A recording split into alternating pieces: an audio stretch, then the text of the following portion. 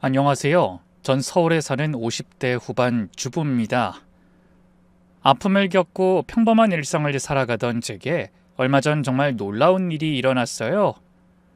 30년 전에 헤어진 사람들을 다시 만나게 된 건데요. 그것도 전혀 예상치 못한 곳에서 말이죠. 오늘 이 이야기를 들려드리려고 합니다. 제게는 올해 32살이 된 아들이 하나 있습니다. 제 인생의 전부이자 가장 자랑스러운 존재죠. 근데 이 아이는 태어날 때부터 남들과 좀 달랐어요. 청각장애를 가지고 태어났거든요. 사실 그때만 해도 하늘이 무너지는 것 같았어요. 갓 태어난 아기가 제 목소리를 듣지 못한다니, 자장가를 불러줘도 아무런 반응이 없다니, 얼마나 가슴이 아팠는지 몰라요. 몇 달 전 아들이 퇴근하고 집에 들어오자마자 화난 얼굴로 말했어요. 어머니, 저 이번에 부사장으로 승진했어요. 저는 너무 기뻐서 아들을 꼭 안아줬어요.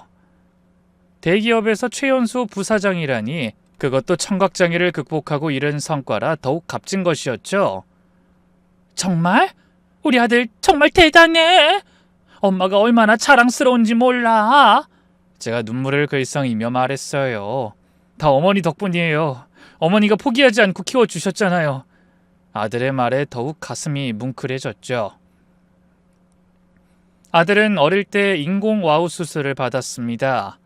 지금은 보청기의 도움을 받긴 하지만 일상생활에 전혀 지장이 없을 정도로 잘 듣고 말할 수 있어요.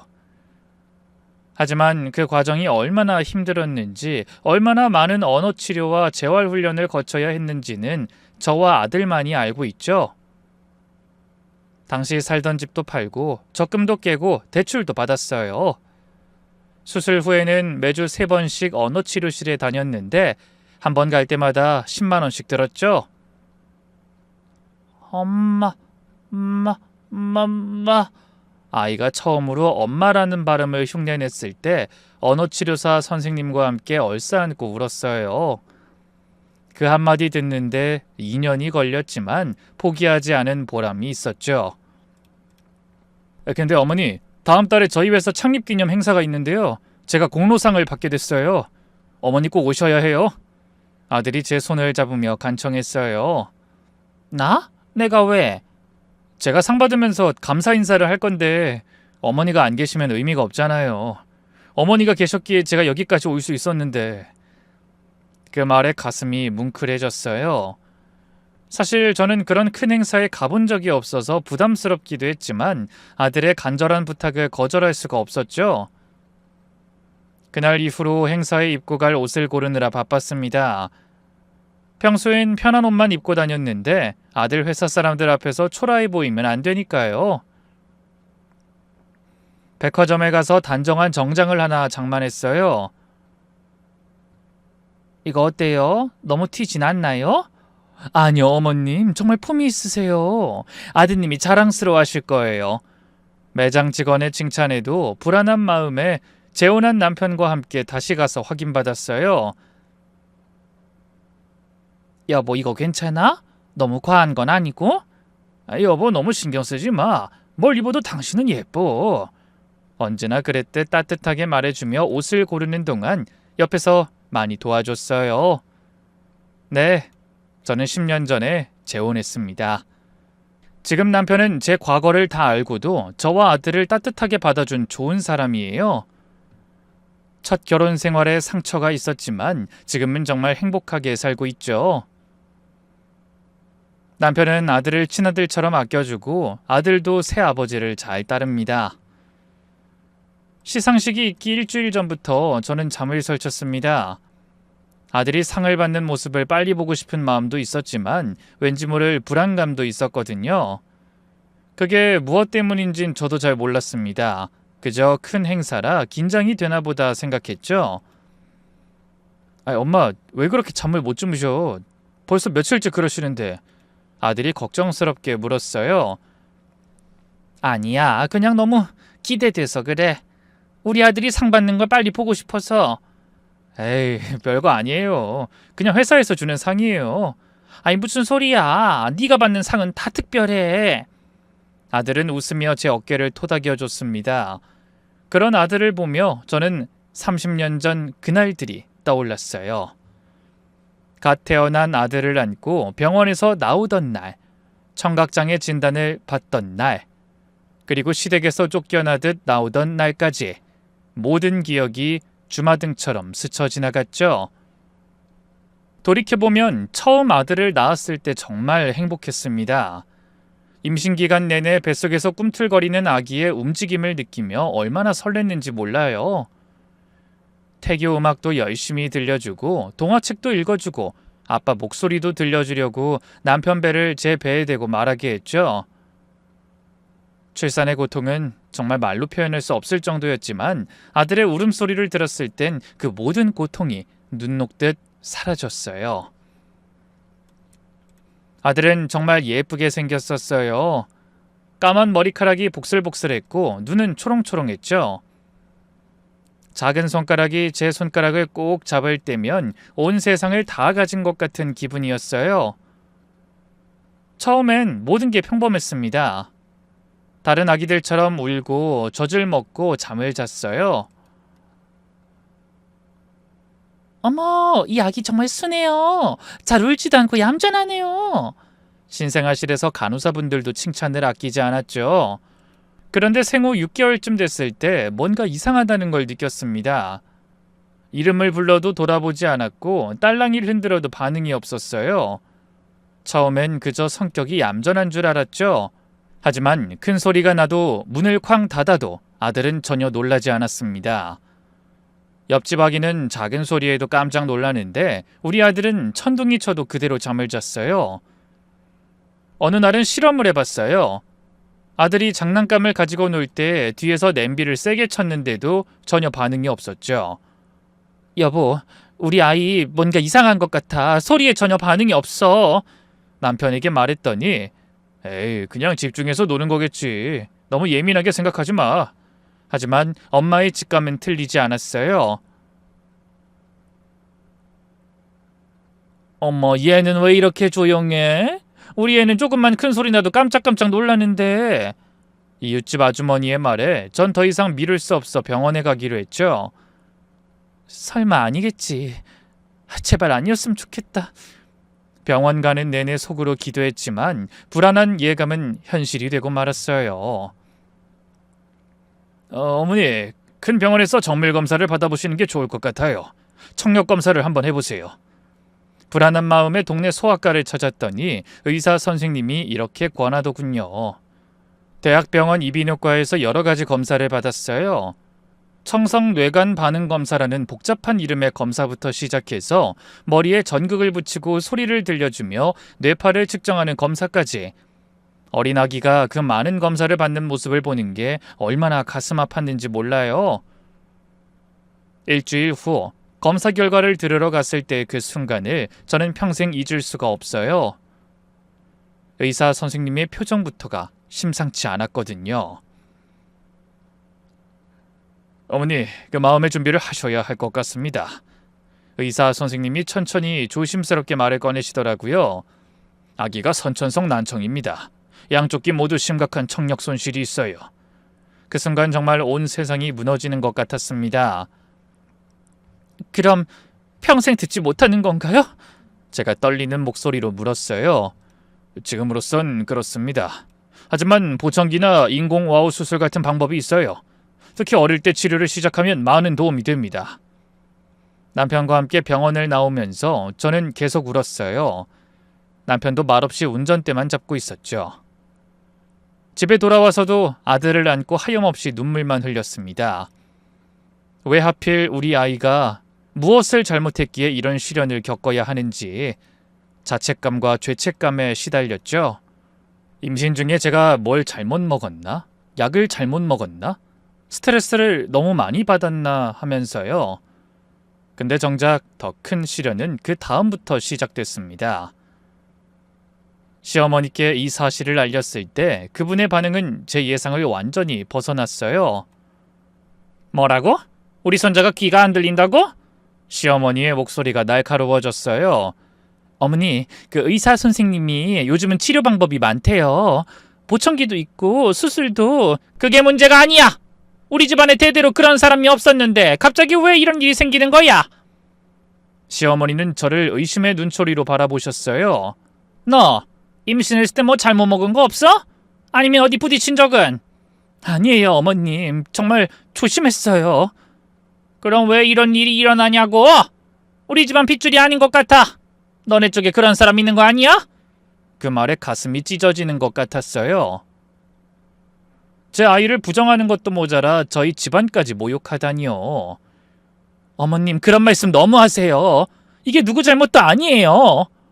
그냥 일어날 수 있는 일이래요. 하지만 시어머니는 들으려 하지 않았어요. 더 충격적인 건 남편의 태도 변화였습니다. 여보, 괜찮아. 우리가 최선을 다해서 치료하면 돼. 요즘 의학이 얼마나 발달했는데. 처음엔 이렇게 저를 위로했는데 시간이 지날수록 시어머니 편에 서기 시작했어요. 여보, 엄마 말이 맞을지도 몰라. 생각해보니 당신 이모 중에 좀 이상한 사람 있지 않았어? 뭐? 당신 지금 무슨 소리 하는 거야? 우리 집안에 그런 사람 없어. 아무튼 난 이런 상황이 너무 힘들어. 평생 장이야 아빠로 살아야 한다고 생각하니 그 순간 전 이 사람이 정말 내 아이의 아빠가 맞나 싶었어요. 그래서 뭐 어쩌자는 거야? 다시 생각해봐. 지금이라도 다른 방법 찾아볼 수 있잖아. 다른 방법이 뭔데? 설마 우리 아이를... 보육원 같은 데도 있잖아. 전문적으로 키워주는 곳. 저는 귀를 의심했습니다. 내 아이를 버리라는 거였어요. 당신 정신 나갔어? 이게 아빠라는 사람이 할 소리야? 현실적으로 생각해봐. 우리가 평생 이 아이 때문에 고생해야 해. 나도 내 인생이 있어. 그날 밤 저는 아들을 꼭 안고 밤새 울었습니다. 이 작은 생명체가 무슨 죄가 있다고 태어나자마자 이런 시련을 겪어야 하는지. 그리고 결심했어요. 누가 뭐래도 이 아이는 내가 지킬 거라고. 다음 날 시어머니가 집에 찾아오셨어요. 너 내 말 잘 들어. 지금이라도 아이 포기하면 너희 다시 아이 가질 수 있어. 건강한 아이 내가 도와줄게. 어머님, 무슨 말씀을 그렇게 하세요. 이 아이도 제 아이예요. 전 그럼 너 혼자 키워라. 우리 아들한테 이런 짐 떠맡을 수 없으니까. 시어머니 최후 통첩이었습니다. 그리고 남편도 거기에 동조했죠. 엄마 말이 맞아. 나도 많이 생각해봤는데 우리 이혼하자. 뭐라고? 네가 그 아이 포기 안 한다면 난 더 이상 못 살겠어. 선택해. 아이냐 나냐. 웃기는 선택지였습니다. 아이와 남편 중 하나를 선택하라니 당연히 전 아이를 선택했죠. 좋아. 나 혼자 키울게. 당신 같은 아빠는 없는 게 나아. 그렇게 저는 생후 8개월 된 아들을 안고 시댁을 나왔습니다. 그날이 2월이었는데 유난히 춥던 겨울이었어요. 아들을 두꺼운 담요로 꽁꽁 싸매고 택시를 탔죠. 아이고, 추운데 애기랑 어디 가세요? 택시기사님이 걱정스럽게 물었을 때 전 한참을 말 못하다가 친정에 간다고 겨우 대답했죠. 친정으로 갔지만 거기서도 환영받지 못했습니다. 너 미쳤니? 장이아를 혼자 키우겠다고? 아버지가 버럭 소리를 지르셨어요. 아빠, 내 아이야. 어떻게 버려? 그래도 현실적으로 생각해야지. 너 혼자서 어떻게 장이아를 키워? 돈은? 교육은? 내가 알아서 할게. 그렇게 고집 부릴 거면 집 나가! 호적에서 파버릴 테니까!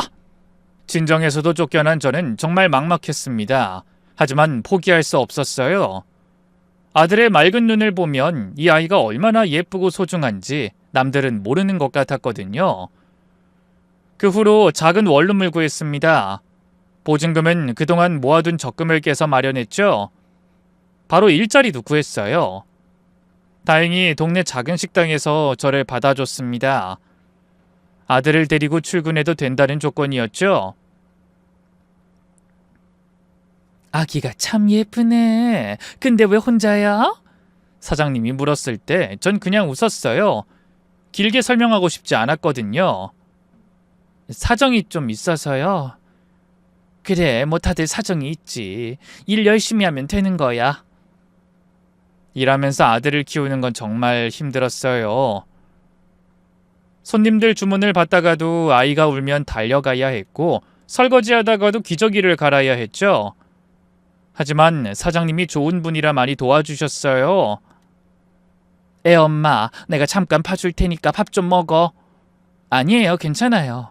아니 뭐가 괜찮아. 너 요즘 제대로 먹는 것도 못 봤어. 그렇게 주변 사람들의 작은 도움으로 하루하루를 버텼습니다. 하지만 가장 힘든 건 아들의 장애를 받아들이고 대처하는 일이었어요. 그 후로 전 수화를 배우기 시작했습니다. 아들과 소통하려면 반드시 필요했거든요. 퇴근 후 피곤한 몸을 이끌고 수화 교실에 갔어요. 처음엔 손가락이 얽히고 헷갈렸지만 아들을 생각하며 열심히 배웠죠. 이게 엄마야. 따라해봐.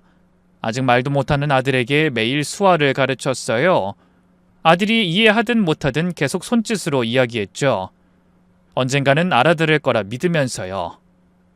사람들의 시선도 견뎌야 했습니다. 아들이 소리에 반응하지 않으면 다들 이상하게 쳐다봤어요. 저 아이 좀 이상한 것 같은데? 엄마가 관심이 없나 봐. 불러도 안 쳐다보네. 그럴 때마다 마음이 찢어졌지만 아무 말도 하지 않았어요. 일일이 설명하기도 지쳤고 무엇보다 아이 앞에서 그런 이야기를 하고 싶지 않았거든요. 특히 기억에 남는 일이 있어요. 어느 날 한 손님이 아들을 보더니 대놓고 물었죠. 아줌마, 이 아이 왜 이름 불러도 안 쳐다봐요? 뭐가 문제예요? 제가 아이가 청각장애가 있다고 설명하자 그 손님은 혀를 차며 말했어요. 아이고 불쌍해라. 요즘 의학이 발달했는데 왜 안 고쳐요? 엄마가 게으른 거 아니에요? 그 말에 얼마나 상처받았는지 몰라요. 죄송합니다. 열심히 치료하고 있어요. 하지만 전 그냥 이렇게 대답했어요. 설명해봤자 이해하지 못할 사람이니까요. 하루는 식당에 젊은 부부가 아기를 데리고 왔어요. 또래 아기였는데 엄마가 까꿍하자 까르르 웃으며 반응하는 모습을 보고 얼마나 부러웠는지. 우리 아들은 제가 아무리 까꿍을 해도 우연히 시선이 마주쳤을 때만 웃을 뿐이었거든요. 그 부부가 나간 후 화장실에 들어가서 한참을 울었어요. 미안해 아가야. 엄마가 미안해. 그래도 포기하지 않았습니다. 아들을 위해서라면 뭐든 할 수 있었으니까요. 새벽부터 밤늦게까지 일하며 돈을 모았고 틈날 때마다 청각장애 관련 정보를 찾아 공부했어요. 그리고 마침내 아이가 3살이 되었을 때 인공와우 수술을 결정했습니다. 인공와우 수술을 결정하기까지 정말 고민을 많이 했어요. 수술비가 5천만 원이 넘는다는 말에 처음엔 막막했죠. 그동안 식당 일과 편의점 알바를 하며 모은 돈은 겨우 1,000만 원 정도였거든요. 하지만 아들이 소리를 들을 수 있다면, 엄마 목소리를 들을 수 있다면 뭐든 해야겠다고 생각했어요. 매일 밤 통장을 펼쳐보며 계산했죠. 식당 월급 150만 원, 편의점 알바 80만 원, 아무리 아껴도 한 달에 50만 원 저축이 고작이었죠. 이 속도로는 10년이 걸려도 모으기 힘들겠네. 한숨이 절로 나왔어요. 그래도 포기할 순 없었죠. 잠자는 아들의 얼굴을 보면 이 아이가 엄마라고 부르는 소리를 들을 수 있다면 뭐든 할 수 있을 것 같았거든요. 그때부터 더 열심히 일했어요. 식당 일이 끝나면 바로 편의점으로 달려갔고 주말엔 이벤트 행사 알바까지 뛰었죠. 아줌마 너무 무리하지 마세요. 몸 상할라. 편의점 사장님이 걱정하셨지만 전 괜찮다고 했어요. 사실 피곤해서 서 있기도 힘들었지만 아들을 생각하면 힘이 났거든요. 병원 상담실에 갔을 때의 일이 아직도 생생해요. 커다란 책상 너머로 직원이 딱딱한 표정으로 앉아 있었죠. 어머니, 인공와우 수술비는 양쪽 귀 기준으로 5,300만 원입니다. 여기에 입원비, 재활치료비는 별도고요. 손가락으로 계산기를 두드리며 설명하는 모습이 마치 제 가슴을 두드리는 것 같았어요. 그렇게 비싸요? 네, 이건 기본 비용이고요. 향후 외부 장치 교체나 배터리 비용도 지속적으로 들어갑니다. 상담실을 나와 병원 로비 의자에 털썩 주저앉았어요. 5,300만 원이라니. 제가 10년을 일해도 모으기 힘든 돈이었죠. 하지만 포기할 순 없었어요. 아가야, 엄마가 꼭 돈 마련할게. 너도 다른 아이들처럼 소리 듣게 해줄게. 품에 안긴 아들에게 속삭였어요. 그때 옆을 지나가던 할머니 한 분이 제게 휴지를 건네주셨죠. 그제야 제가 울고 있다는 걸 알았죠. 아이, 젊은 엄마가 왜 이렇게 우나? 힘내요. 모르는 분의 위로에 더 눈물이 났어요. 어머니, 정말 수술하실 건가요? 실패할 수도 있고 부작용도 있을 수 있어요. 그때 로비로 나온 상담실 직원이 걱정스럽게 물었어요. 아마 제가 너무 초라해 보였나 봐요. 낡은 운동화에 보풀이 일어난 스웨터를 입고 있었으니까요. 네, 꼭 해야 해요. 제 아이가 이 세상의 소리를 들을 수 있다면 뭐든 할 거예요. 제 단호한 대답에 직원도 더 이상 말하지 않았어요. 그저 안타까운 눈빛으로 절 바라볼 뿐이었죠. 혹시 지원제도 같은 건 없나요? 소득 기준이 있어서 어머님 해당이 안 되세요. 월급이 있으시잖아요. 일을 해서 돈을 버니까 지원을 못 받고 일을 안 하면 당장 먹고 살 수가 없고 이러지도 저러지도 못하는 상황이 너무 서러웠어요. 그때 식당 사장님이 제 사정을 알게 됐어요. 엄마, 요즘 왜 이렇게 수척해졌어? 무슨 일 있어? 아니에요, 괜찮아요. 아이, 뭐가 괜찮아? 일하다가도 한숨만 쉬고 혹시 애 때문이야? 사장님의 따뜻한 관심에 그만 눈물이 났어요. 그동안 참았던 게 한꺼번에 쏟아져 나왔죠. 김밥을 마는 중에 갑자기 눈물이 쏟아져서 손님들 앞에서 우는 꼴을 보이기 싫어 주방으로 뛰어들어갔어요. 엄마, 울지 마. 무슨 일인지 천천히 얘기해봐. 사장님 부인이 제 등을 토닥여 주셨어요. 사실은 우리 아이 인공와우 수술을 하려고 하는데 돈이 없어서. 제 사정을 다 들은 사장님이 한참을 말없이 계시더니 엄마, 내가 좀 빌려줄게. 이자는 없어도 되니까 천천히 갚아. 라고 하시는 거예요. 사장님, 정말요? 아니, 그렇게 큰 돈을. 우리도 손자가 있는데 만약 우리 손자가 그랬다면 얼마나 마음이 아플까 싶어서. 그리고 애엄마가 그동안 얼마나 성실하게 일했는데 신용은 충분해. 사장님의 말에 그 자리에서 무릎을 꿇고 말았어요. 사장님, 정말 감사합니다. 평생 은혜 잊지 않을게요. 아이고, 무릎은 왜 꿇어? 얼른 일어나. 사장님 부부가 절 일으켜 세우셨어요. 우리도 어려울 때 도움받았으니까 이제 남을 도울 차례지 뭐. 그날 사장님이 주신 2천만 원을 받아들고 얼마나 울었는지 몰라요. 세상에 이런 좋은 분들이 있다는 게 너무 감사했어요. 이후로 식당 단골 손님들에게도 제 사정이 알려지면서 조금씩 도움의 손길이 이어졌죠. 엄마, 이거 많지 않지만 보탰어. 아이고, 어떻게 이런 걸. 아니, 뭘, 우리도 애 키워봐서 아는데 부모 마음이 다 그렇지 뭐. 택시기사 아저씨는 50만 원을, 부동산 아주머니는 100만 원을, 심지어 매일 아침 커피 사러 오시는 할아버지도 10만 원을 봉투에 넣어주셨어요. 엄마, 우리 손녀도 있는데 이 마음만이라도 받아줘. 그렇게 모인 돈이 무려 800만 원이 넘었어요. 동네 사람들의 정에 가슴이 뜨거워졌죠. 그렇게 이곳저곳에서 돈을 빌려 겨우 수술비를 마련했어요. 수술 날짜가 잡히고 입원 준비를 했죠. 아들은 아직 어려서 무슨 일이 일어날지 몰랐어요. 그저 엄마랑 병원에 놀러 가는 줄 알고 좋아했죠. 엄마, 병원 가면 아파? 수화로 물어보는 아들에게 아니야, 안 아파. 그리고 다 끝나면 엄마 목소리 들을 수 있어. 라고 대답했지만 아들은 이해하지 못했어요. 이 소리라는 게 뭔지 모르니까요. 입원 전날 아들이 좋아하는 음식을 다 해줬어요. 된장찌개, 계란말이, 김치전. 엄마, 오늘 왜 이렇게 맛있는 거 많이 해? 우리 아들이 좋아하니까. 마지막일 수도 있다는 생각에 하나라도 더 해주고 싶었어요. 혹시 수술이 잘못되면 아니야, 그런 생각하면 안 돼. 그렇게 긍정적으로 생각하자고 스스로를 다독였죠. 그렇게 다음날 수술실 문이 닫히고 빨간불이 켜졌어요. 6시간이 넘는 긴 수술이었죠. 대기실에서 기다리는 그 시간이 평생처럼 길게 느껴졌어요. 다른 보호자들도 있었는데 다들 초조한 표정이었죠. 어머니 무슨 수술이세요? 옆에 앉은 아주머니가 물었어요. 우리 아이가 인공와우 수술을 받아요. 아이고, 어머님도 마음고생 많으셨겠네요. 네, 그래도 이제 소리를 들을 수 있을 거예요. 잘 될 거예요. 요즘 의술이 얼마나 좋은데. 모르는 분의 위로가 힘이 됐어요. 서로 이름도 모르지만 같은 처지의 보호자들끼리는 통하는 게 있었죠. 3시간이 지났을 때 다리가 저려서 복도를 왔다 갔다 했어요. 4시간이 지났을 땐 손톱을 다 물어뜯었고요. 5시간이 지났을 때는 화장실에 가서 혼자 울었어요. 하느님, 부처님, 누구든 좋으니 우리 아이 좀 도와주세요. 드디어 수술실 문이 열리고 의사 선생님이 나오셨어요. 어머니, 수술은 성공적으로 끝났습니다.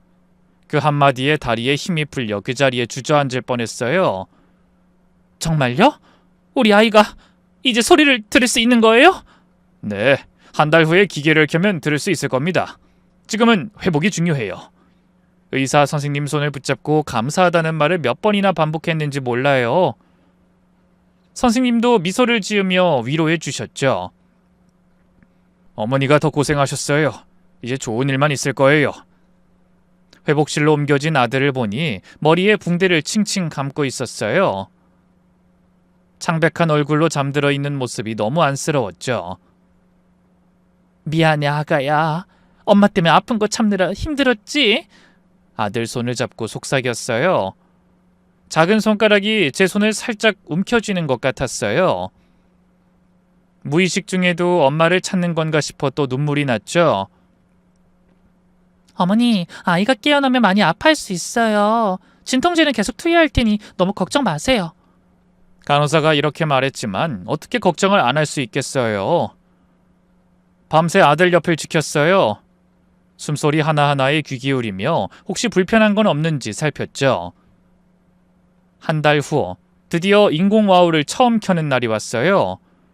병원 청각재활실에서 전문가가 컴퓨터로 조정을 하는 동안 저는 떨리는 마음으로 지켜봤죠. 자, 이제 켜볼게요. 아이가 놀랄 수 있으니 조심하세요. 그 순간이 얼마나 떨렸는지 3년 동안 고요함 속에 살던 아들이 처음으로 소리의 세계로 들어가는 순간이었으니까요. 하나, 둘, 셋. 카운트다운을 하는 전문가의 목소리도 떨리는 것 같았어요. 기계를 켜자마자 아들이 깜짝 놀라며 울음을 터뜨렸어요. 난생 처음 듣는 소리에 놀란 거였죠. 우리 아들 괜찮아? 놀랐지? 제가 말하자 아들이 제 얼굴을 빤히 쳐다봤어요. 그 눈빛을 평생 잊을 수 없어요. 마치 엄마 목소리가 이런 거였어? 라고 묻는 것 같았거든요. 눈을 크게 뜨고 놀란 표정으로 절 바라보는데 그 순간 정말 가슴이 터질 것 같았어요. 그래, 이게 엄마 목소리야. 드디어 들리지? 아들은 계속 제 입을 쳐다봤어요. 소리가 어디서 나는지 찾는 것 같았죠. 사랑해, 우리 아들. 엄마가 정말 사랑해. 계속 말을 걸었어요. 아들은 울음을 그치고 신기한 듯 주위를 둘러봤죠. 문 닫히는 소리, 의자 끄는 소리, 심지어 에어컨 소리까지. 모든 게 새로웠을 거예요. 전문가 선생님의 박수 소리에 아들이 깜짝 놀라 제 품으로 파고들었어요. 괜찮아, 무서운 소리 아니야. 박수 소리야. 달래면서도 너무 기뻤어요. 드디어 우리 아들이 소리를 듣는구나. 청력 검사를 다시 했더니 인공와우를 통해 40대11 정도의 소리를 들을 수 있다고 했어요. 정상 청력은 아니지만 충분히 말을 배울 수 있는 수준이라고요. 이후로 유치원을 알아보러 다녔어요. 처음 간 곳에서는 대놓고 거절했죠. 어머니 죄송하지만 저흰 특수아동을 받을 여건이 안 돼요. 특수아동 아니에요. 그냥 보청기를 낀 것뿐이에요. 그래도 다른 학부모들이 불편할 수 있어서. 문전박대를 당하고 나오면서 얼마나 속상했는지 몰라요. 엄마 여기 유치원 아니야? 여긴 우리가 다닐 유치원이 아니야. 더 좋은 데 찾아보자. 아무것도 모르는 아들의 질문에 억지로 웃으며 대답했지만 마음은 찢어지는 것 같았어요. 두 번째, 세 번째 유치원도 비슷했어요. 그때마다 마음이 무너졌지만 아들 앞에선 밝은 척했죠. 괜찮아, 더 좋은 유치원 찾을 거야. 한 곳에서는 원장이 대놓고 말했어요. 다른 아이들이 놀릴 수도 있고 저희가 특별 관리를 할 여력이 없어요. 특별 관리라니, 그냥 다른 아이들처럼 대해주면 되는데 왜 특별 관리가 필요하다고 생각하는지 이해할 수 없었어요. 선생님, 우리 아이는 그냥 소리가 작게 들릴 뿐이에요. 지능도 정상이고 말도 잘해요. 그래도 혹시 모르잖아요. 사고라도 나면. 더 듣고 싶지 않아 아들 손을 잡고 나왔어요. 그날 밤 아들이 잠든 후에 많이 울었어요. 앞으로도 이런 일이 계속 있을 텐데 과연 이 아이가 잘 견뎌낼 수 있을까? 하지만 포기할 순 없었죠. 더 강하게 키워야겠다고 다짐했어요. 그 후로 아들에게 자신감을 심어주기 위해 노력했어요. 우리 아들은 특별해. 남들보다 더 열심히 노력해서 말을 배웠잖아. 그게 얼마나 대단한 일인데. 정말? 그럼. 엄만 우리 아들이 세상에서 제일 자랑스러워. 매일 밤 자기 전에 이런 이야기를 해줬어요. 넌 충분히 멋진 아이야. 인공화호는 너를 더 특별하게 만들어주는 거야. 엄마, 나 정말 특별해? 당연하지. 누가 뭐래도 넌 엄마의 보물이야. 아들은 제 말을 듣고 활짝 웃었어요. 그 미소를 지켜주고 싶었어요.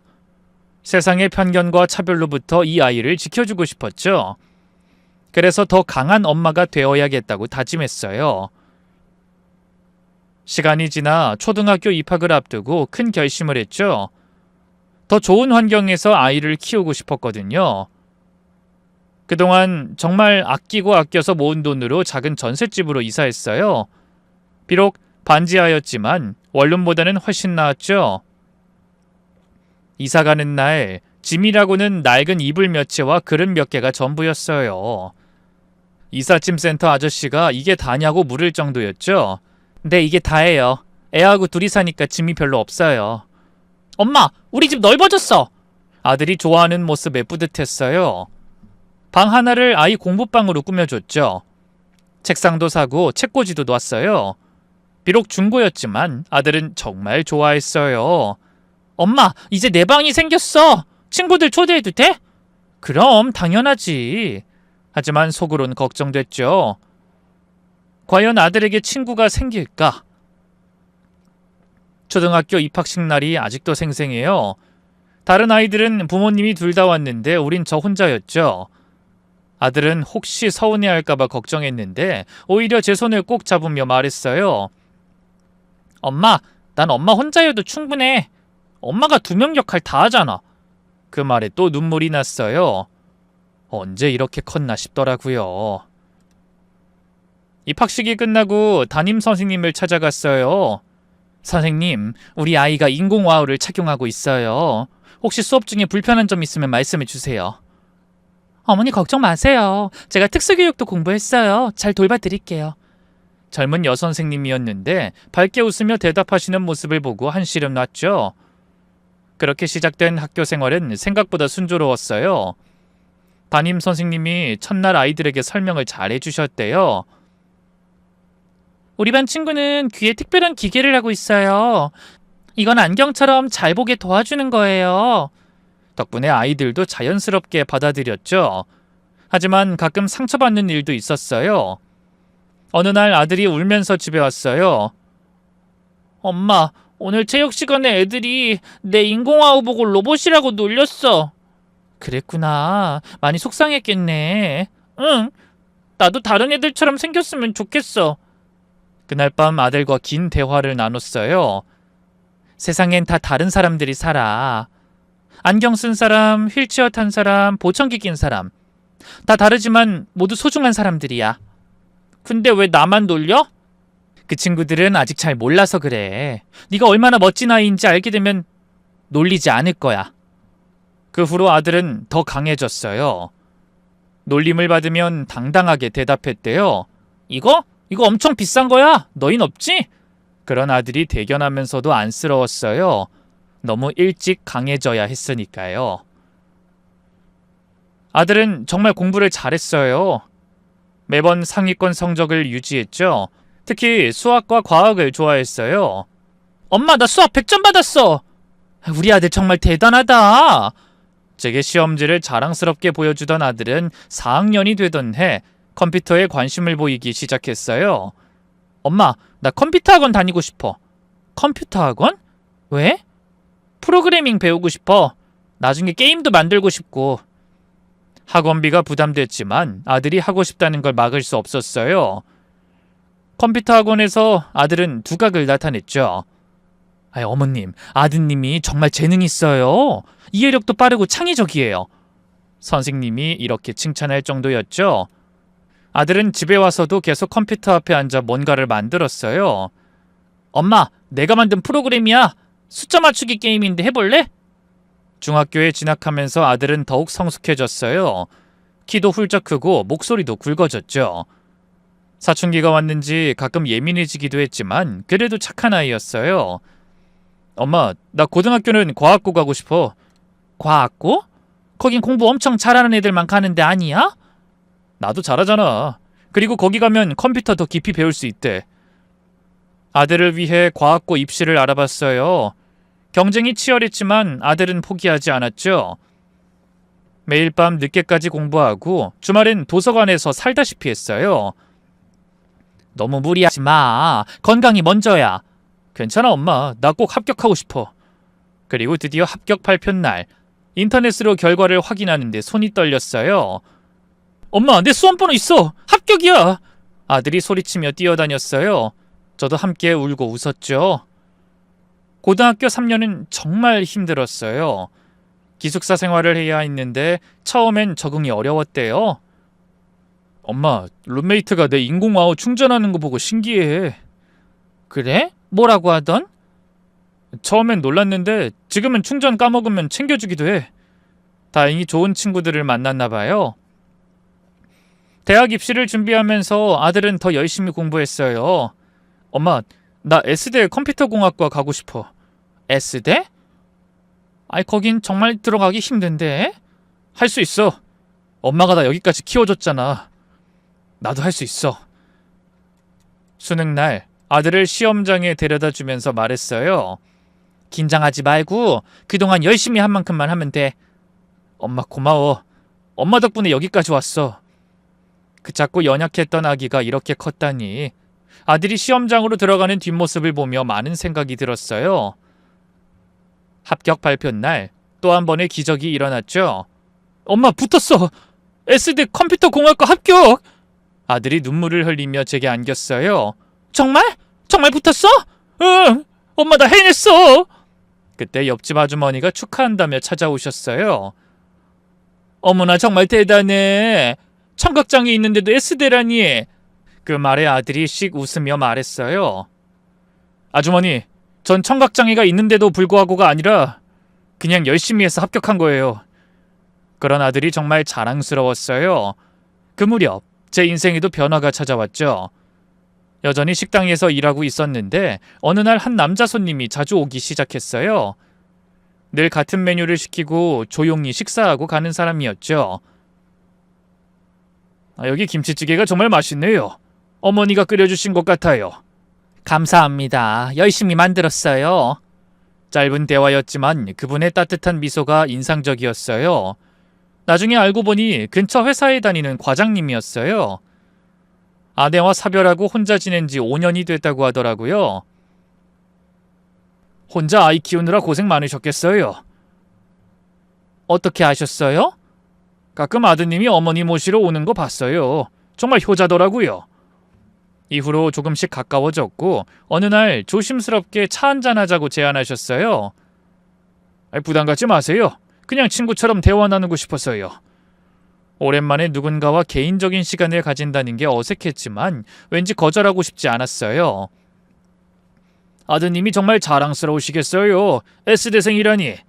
네, 정말 고생 많이 했어요. 청각장애가 있는데도 정말 열심히 했죠. 어머니의 헌신적인 사랑 덕분이겠죠. 혼자 키우기 정말 힘드셨을 텐데. 그분과 대화하면서 오랜만에 제 이야기를 들어주는 사람이 있다는 게 좋았어요. 그간에 살아온 이야기를 들으며 공감해주고 때로는 위로해줬죠. 어느 날 아들에게도 조심스럽게 말했어요. 엄마 요즘 알게 된 분이 있는데. 어? 남자분이야? 응, 좋은 분 같아서. 만나봐. 엄마도 이제 행복할 자격 있어. 아들의 허락이 떨어지자 마음이 놓였어요. 그분도 아들을 만나고 싶다고 했고 우리는 다 함께 저녁을 먹었죠. 안녕하세요. 어머니께 좋은 말씀 많이 들었습니다. 네, 반갑습니다. 처음엔 어색했지만 대화를 나누다 보니 잘 통했어요. 컴퓨터 공학을 전공하신다고요? 저도 IT 쪽에서 일해서 관심이 많아요. 정말요? 어떤 일 하세요? 두 사람이 열띤 대화를 나누는 걸 보며 마음이 놓였어요. 그렇게 1년 정도 신중하게 만난 끝에 재혼을 결정했죠. 아들도 엄마가 행복하면 나도 좋아 라며 축복해줬죠. 소박한 결혼식이었지만 정말 행복했어요. 48의 나이에 새로운 시작이었죠. 새 남편은 정말 좋은 사람이었어요. 아들을 친아들처럼 대해줬고 학비도 기꺼이 지원해줬어요.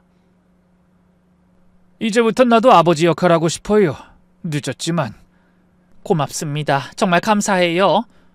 아들은 대학에서도 우수한 성적을 유지했어요. 장학금도 받고 대외 활동도 활발히 했죠. 특히 IT 관련 공모전에서 여러 번 수상했어요. 엄마, 나 이번에 앱 개발 공모전에서 대상 받았어. 정말? 아유, 우리 아들 정말 대단해. 그런데 더 놀라운 건 아들이 청각장애인을 위한 앱을 개발했다는 거였어요. 이건 소리를 시각적으로 보여주는 앱이야. 위험한 소리가 나면 진동으로 알려주고 대화도 실시간으로 자막으로 보여줘. 아들아, 정말 멋진 생각이야. 내가 겪어봤으니까 뭐가 필요한지 알잖아. 나 같은 사람들을 돕고 싶어. 졸업 후 아들은 대기업에 입사했어요. 면접에서 청각장애 얘기를 당당히 했대요. 저는 제 장애를 단점이라고 생각하지 않습니다. 오히려 남들과 다른 시각을 가질 수 있게 해준 장점이라고 생각합니다. 회사에서도 아들의 능력을 인정받았어요. 프로젝트를 성공적으로 이끌고 동료들과도 잘 지냈죠. 가끔 전화가 와서 그간 있었던 일을 자랑하곤 했어요. 엄마, 오늘 팀장님이 칭찬해 주셨어. 내가 만든 프로그램이 정말 혁신적이래. 그렇게 5년 만에 팀장이 되고 그 후 빠르게 승진해서 지금은 최연소 부사장이 된 거예요. 엄마, 내가 여기까지 올 수 있었던 건 다 엄마 덕분이야. 엄마가 포기하지 않았으니까. 아니야, 네가 열심히 했으니까 된 거야. 시상식 전날 밤 아들이 찾아와서 했던 말이 아직도 생생해요. 엄마, 내일 수상소감에서 엄마 얘기할 거야. 청각장애 아이를 혼자 키운 엄마의 이야기, 그리고 장애는 극복할 수 있다는 걸 보여주고 싶어. 그런 얘기까지 할 필요 있을까? 있어. 나 같은 처지의 사람들에게 희망을 주고 싶어. 그리고 드디어 시상식 날이 된 거예요. 아침부터 설레고 긴장됐죠. 새로 산 옷을 입고 거울을 봤는데 예전에 그 초라했던 제 모습은 어디에도 없었어요. 당당하고 행복한 한 아이의 엄마가 서 있었죠. 호텔로 가는 길 남편이 운전하면서 말했어요. 여보, 정말 자랑스러워. 혼자서 이렇게 훌륭하게 키웠다니. 혼자가 아니었어요. 많은 분들이 도와주셨죠. 그리고 이젠 당신도 있잖아요. 호텔에 도착해서 아들을 만났을 때의 그 벅찬 감정을 어떻게 표현할 수 있을까요? 훤칠한 키에 당당한 모습으로 서 있는 아들을 보니 30년 전 그 작고 연약했던 아기의 모습이 겹쳐 보였어요. 그리고 무대 뒤편으로 아들을 찾아갔다가 30년 만에 전 남편을 만나게 된 거예요. 행사를 진행하는 회사의 대표로 와 있더군요. 순간 시간이 멈춘 것 같았어요. 어떻게? 전 남편이 말을 더듬었지만 전 아무 말도 하지 않았어요. 그때 아들이 제 옆으로 왔죠. 어머니, 여기 계셨네요. 한참 찾았어요. 그리고 자연스럽게 제 팔짱을 꼈죠. 전 남편의 시선이 아들에게로 향했고 그의 얼굴에 충격이 스쳐 지나가는 게 보였어요. 아마 아들의 얼굴에서 자신의 모습을 발견한 것 같았어요. 어머니, 이분은 오늘 행사 진행 맡은 용역업체 스태프분이세요? 아들이 천진난만하게 소개했지만 저는 그 순간 모든 게 아이러니하게 느껴졌어요. 30년 전 아들을 버리라고 했던 사람이 지금 이 아이의 성공을 축하하는 행사를 진행하고 있다는 사실이요. 전 남편은 아들을 뚫어지게 바라보다가 떨리는 목소리로 물었어요. 혹시 실례지만 성함이 어떻게 되시죠? 아들이 명함을 꺼내 건네며 네, IT개발본부 부사장 김민준입니다. 김민준. 제가 이혼 후 친정성으로 바꾸고 지어준 이름이었죠. 그 순간 전 남편의 얼굴이 하얗게 질렸어요. 손에 든 명함이 미세하게 떨리는 게 보였죠. 바로 그때였어요. 여보, 뭐하고 있어? 행사 시작 30분 전인데? 한 여성이 다가왔는데 전 남편이 재혼한 아내인 것 같았어요. 근데 그 뒤를 따라온 사람을 보고 저는 숨이 멎는 줄 알았어요. 시어머니였거든요. 30년 만에 본 시어머니는 많이 늙으셨지만 여전히 그 날카로운 눈빛은 그대로였어요. 시어머니가 저를 발견하는 순간 입이 떡 벌어졌어요. 너? 손가락으로 저를 가리키며 말을 잇지 못하셨죠.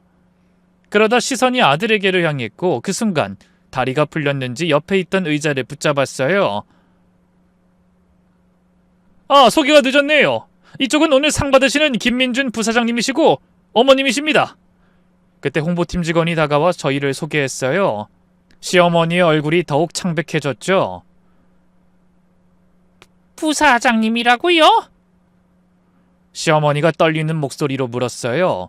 그때서야 깨달으신 것 같았어요. 아들의 회사가 발주한 이 큰 행사를 자신들의 작은 이벤트 회사가 겨우 따는 이유를요. 아들이 의도한 건 아니었겠지만 운명의 장난 같았죠. 네, 안녕하세요. 김민준입니다. 아들이 공손하게 인사했어요. 시어머니는 말문이 막힌 듯 아들을 바라보기만 했죠. 아마 30년 전 장애아는 우리 집안에 있을 수 없다고 했던 그 아기가 지금 자신들 앞에 대기업 부사장으로 서 있다는 게 믿기지 않으셨겠죠. 전 남편의 새 아내가 상황을 파악하지 못한 채 아시는 분이냐고 물었지만 아무도 대답하지 않았어요. 무거운 침묵만이 흘렀죠. 어머니, 시상식 곧 시작이래요. 들어가요. 그래, 가자. 그때 아들이 제 팔을 살짝 당기며 말했어요. 저는 고개를 돌려 전 남편과 시어머니를 한번 쳐다봤죠. 30년 동안 품었던 원망도, 분노도 이미 사라진 지 오래였어요. 그저 불쌍하다는 생각만 들었죠. 잠깐만! 아들과 함께 돌아서는데 뒤에서 전 남편이 불렀어요. 하지만 전 돌아보지 않았어요. 더 이상 그 사람과 나눌 이야기는 없었으니까요. 연회장으로 들어가 자리에 앉았어요. 곧 시상식이 시작됐고 화려한 조명 아래 사회자가 올라왔죠. 무대 밑에서 바쁘게 행사를 진행하는 전 남편의 모습이 보였어요. 계속 저와 아들을 흘끗흘끗 쳐다보는 게 느껴졌죠. 드디어 아들이 상을 받는 순서가 왔어요. 다음은 우리 회사의 미래를 이끌어갈 젊은 리더 최연소 부사장 김민준 부사장님께 공로상을 수여하겠습니다. 박수 소리가 터져나왔고 아들이 당당하게 무대로 올라갔죠. 상을 받고 난 뒤 아들이 마이크를 잡았어요. 먼저 이런 큰 상을 주신 회사와 동료들께 감사드립니다. 하지만 오늘 제가 가장 감사드리고 싶은 분은 저기 앉아 계신 저희 어머니입니다. 순간 모든 시선이 저에게로 쏠렸어요. 얼굴이 화끈거렸지만 아들을 바라봤죠. 연회장이 조용해졌어요. 다들 숨죽이고 아들의 이야기를 들었죠. 어머니는 늘 말씀하셨어요. 넌 장애가 있는 게 아니라 특별한 거야 라고요. 그 믿음 덕분에 전 여기까지 올 수 있었습니다. 엄마, 사랑합니다. 그리고 감사합니다. 시상식이 끝나고 리셉션이 이어졌어요. 많은 사람들이 다가와 축하 인사를 건넸죠. 정말 감동적이었어요. 훌륭한 어머니십니다. 그런 말들을 들으며 저는 그저 고맙다고만 했어요. 그때 화장실을 가려고 복도로 나왔는데 누군가 제 팔을 잡았어요. 시어머니였죠. 예전에 당당하고 날카로운 모습은 온데간데 없었어요. 잠깐만 얘기 좀 하자. 떨리는 목소리로 말씀하셨어요. 저는 잠시 망설이다가 고개를 끄덕였죠. 조용한 곳으로 이동했죠. 그 아이가 정말 그때 그 아이 맞니? 네, 맞아요. 어떻게 그렇게 키웠니 혼자서? 시어머니의 눈에 눈물이 고였어요. 포기하지 않았을 뿐이에요. 정말 미안하다. 내가 그때 얼마나 몹쓸 짓을 했는지. 시어머니가 갑자기 제 손을 잡았어요. 지금이라도 용서해 줄 수 있겠니? 저는 조용히 손을 뺐어요. 이미 다 지난 일이에요. 원망도 미움도 이젠 없어요. 다만 너무 늦었어요. 30년이나 늦었죠. 그때 전 남편이 나타났어요. 미안하다. 그래도 한마디는 하고 싶었어. 내가 버린 아이가 이렇게 훌륭하게 컸다니 부끄럽고 후회스럽고. 전 남편이 고개를 떨궜어요. 재혼했지만 아이는 없어. 못 가진 게 아니라 안 가진 거야. 아버지가 될 자격이 없다고 생각했거든. 솔직히 좀 놀랐어요. 그래도 좀 후회하고 있었구나. 혹시 민준이 만날 수 있을까? 아니, 아버지라고 밝히지 않을게. 그냥 한 번만. 안 돼. 제가 잘라 말했어요. 민준이 이미 좋은 아버지가 있어. 10년 전에 재혼했고 당신이 끼어들 자리는 없어. 그 순간 아들이 절 찾으러 왔어요. 분위기가 심상치 않다는 걸 느낀 것 같았죠. 무슨 일이 있으세요? 아들이 조심스럽게 물었어요. 저는 아들의 팔을 잡고 가자고 했지만 아들은 움직이지 않았어요. 혹시 절 아시나요? 아들이 전 남편을 보며 물었어요. 전 남편이 입을 열려는 순간 제가 먼저 말했죠. 그냥 오래전에 알던 사람들이야. 하지만 아들은 똑똑한 아이였어요. 제 표정, 그들의 표정, 그리고 이 묘한 분위기에서 뭔가 느꼈을 거예요. 어머니, 이분들이 혹시... 아들의 표정이 굳어졌어요. 잠시 침묵이 흐른 뒤 아들이 입을 열었죠. 그렇군요. 어머니한테 들었습니다. 제가 태어났을 때 일을요. 민준아, 나는... 전 남편이 더듬거리며 말하려 했지만 아들이 손을 들어 막았어요. 죄송하지만 들을 말씀 없습니다. 30년 전에 절 포기하신 분들과 지금 와서 무슨 대화를 나누겠습니까? 민준아, 할머니가 정말 미안하구나. 아들은 시어머니를 무시하고 전 남편을 똑바로 쳐다봤어요. 확실히 말씀드릴게요. 당신은 제 아버지 아닙니다. 그 순간 전 남편의 얼굴이 일그러졌어요. 시어머니도 더 이상 말을 하지 못했죠. 그리고 한 가지 더 말씀드리자면 아들이 이어서 말했어요. 오늘 행사 잘 진행해 주셔서 감사합니다. 하지만 우리 회사와의 계약은 이번이 마지막일 겁니다. 더 전문적이고 규모 있는 업체와 일하고 싶어서입니다. 냉정한 비즈니스 통보였어요. 전 남편의 작은 행사 기획 회사로서는 큰 타격일 거였죠. 그날 밤 집에 도착해서 아들이 솔직한 마음을 털어놨어요. 사실 그 자리에서 홍보팀에 전화해서 계약 검토하라고 지시하고 싶었어요. 근데 왜 안 했어? 제가 복수심에 사로잡히면 엄마가 실망하실 것 같았어요. 전 아들의 손을 잡았어요. 민준아, 잘 생각했어. 복수하면 뭐해? 넌 그 사람들하고 다르잖아. 아들의 눈에서 눈물이 흘렀죠. 죄송해요, 엄마. 뭐가 죄송해? 저 때문에 엄마가 그렇게 고생하셨잖아요. 만약 제가 정상으로 태어났다면... 전 아들을 꼭 안았어요. 그런 말 하지 마. 네가 있어서 엄마가 얼마나 행복한데. 넌 엄마의 가장 큰 축복이야. 그때 남편도 우리 곁에 앉으며 말했어요. 나도 운이 좋지. 이런 훌륭한 아내와 아들을 만났으니. 그 순간 진짜 가족이란 이런 거구나 새삼 느꼈죠. 며칠 후 뜻밖의 편지가 도착했어요. 전 남편이 보낸 거였어요. 지난날의 잘못을 용서해달라고 할 자격이 없다는 걸 알아. 다만 당신이 얼마나 훌륭한 어머니인지, 내가 얼마나 큰 축복을 스스로 걷어찼는지 깨달았어. 행복해. 편지를 읽고 찢어버렸어요. 30년 전의 상처도 원망도 미련도 모두 이제 정말 끝이었으니까요. 오늘도 아들에게서 전화가 왔어요. 어머니, 이번 주말에 뭐 하세요? 가족끼리 여행이나 갈까요? 아이, 좋지. 어디로 갈까? 제주도 어때요? 어머니가 좋아하시는 바다도 있고. 전화를 끊고 나니 가슴이 따뜻해졌어요. 30년 전 아들을 안고 추운 겨울거리로 쫓겨났던 그날을 생각하면 지금의 행복이 꿈만 같아요. 하지만 이건 꿈이 아니에요. 포기하지 않고 버텨낸 결과죠. 그리고 저는 압니다. 진짜 장애는 귀가 들리지 않는 게 아니라 사랑하는 사람을 포기하는 마음이라는 걸.